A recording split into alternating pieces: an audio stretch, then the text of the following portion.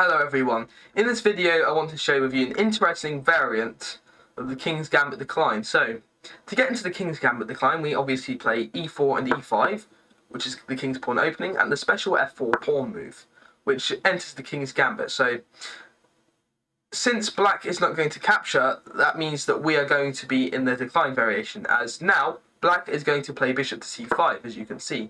So, since we're in the King's Gambit, you can see how everything is played on this side of the board, as you can see, rather than the development along this side. So, from here, white responds with the attack on this e5 pawn with knight to f3.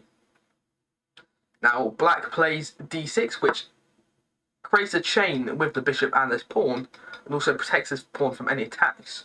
Now, white prepares the push of d4, but first they play c3. So this allows d4 to be pushed so that the centre can be opened.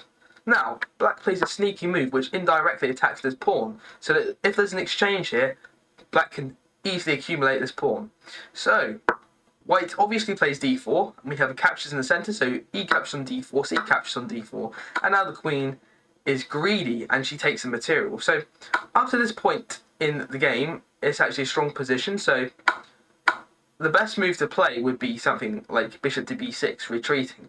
But since black decides to be greedy and goes for this pawn on e4, they have dug themselves a hole, and now they're in their own trap. So the point is, we're going to play a strange move here from white, which is king to f2.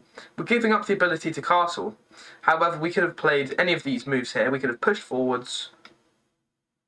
We could actually play the bishop. So in this position, we could block the king, or you could do any of these moves here.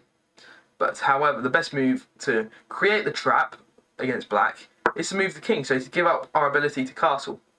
Now, as you can see, black in this position doesn't really need to do anything with the queen, as it's not under attack. This pawn is fine on its own. However, before development, you should move this bishop, really, because it's under attack. So to move it, you wouldn't move it to this square here, as it would serve no purpose. So you'd move it back to keep it along this diagonal, attacking this king. So, as black moves back to b6, we can play the stunning move, which places black into the hole. Bishop to b5 with check. So the point is that this queen and king are on the same file, so they're both on the e file here.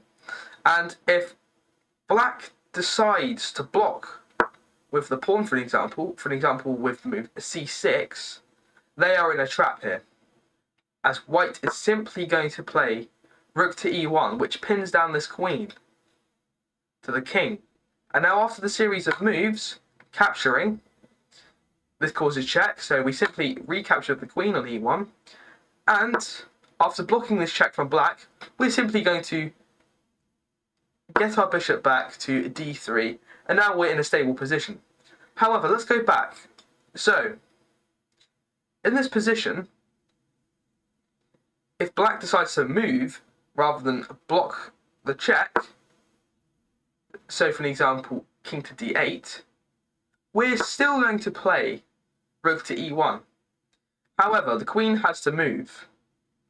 But if the queen moves, for an example, to a square such as king to g6, then the queen will be destroyed, as in this position, rook to e8 is a checkmate. So the queen can't move in this position, so it'll be the same position as last time. So the queen is forced to capture, and after material is regained, white is winning in this position.